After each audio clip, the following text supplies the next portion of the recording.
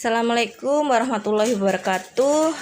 Kami perwakilan dari kelompok 1 akan menyampaikan hasil diskusi kelompok tentang analisis aplikasi sistem informasi kesehatan berbasis Android dalam kaitan teknologi software dan komunikasi visual, khususnya pada aplikasi Peduli Lindungi.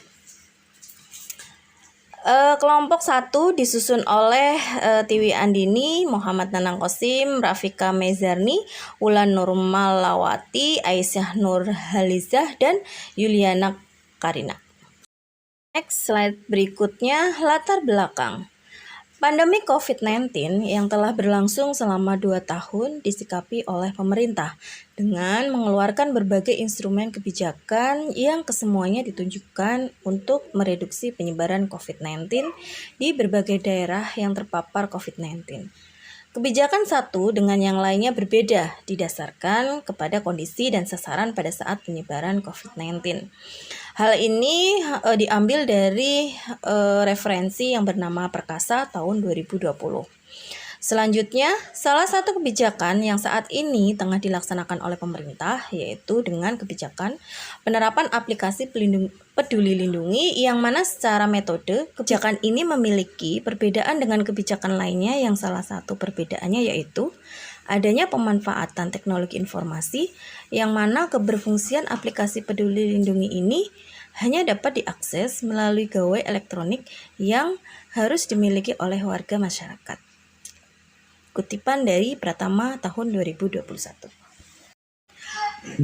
Slide berikutnya, Peduli Lindungi merupakan teknologi informasi yang berbentuk aplikasi yang dirancang pemerintah untuk mempermudah pelacakan dalam menangani penyebaran virus corona atau COVID-19 yang sudah menyebar luas di Indonesia.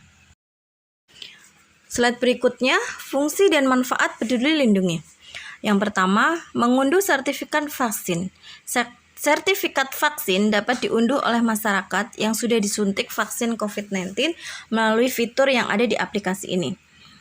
Informasi hasil tes COVID-19 terdapat fitur yang dapat menunjukkan hasil tes swab antigen atau PCR dari lab dan sudah terafiliasi dengan pemerintah.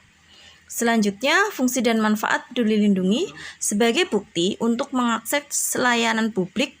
Fitur pindai QR barcode yang ada pada aplikasi ini dapat membantu petugas di pusat keramaian untuk mengetahui apakah seseorang sudah menjalani program vaksinasi atau belum. Selain dengan memindai QR barcode, masyarakat juga dapat menunjukkan sertifikat vaksin yang terdapat pada fitur di aplikasi kepada petugas di pusat keramaian. Fungsi dan manfaat yang ketiga, pengawasan. Pemerintah dapat mengawasi dan mendeteksi pergerakan masyarakat yang dinyatakan positif terdampak COVID-19 melalui informasi lokasi pengguna yang dibagikan saat berpergian.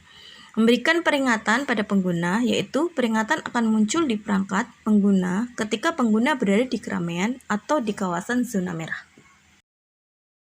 Slide terakhir yaitu kesimpulan. Aplikasi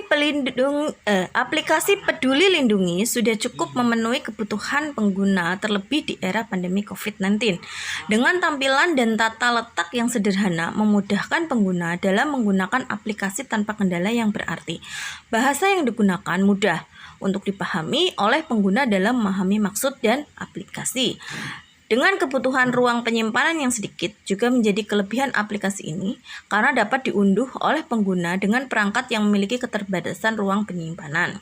Jadi, sarannya dari kelompok adalah terdapat fitur live chat di dalam aplikasi agar lebih memudahkan aplikasi dalam mengakses informasi yang belum terdapat pada fitur-fitur yang telah disediakan.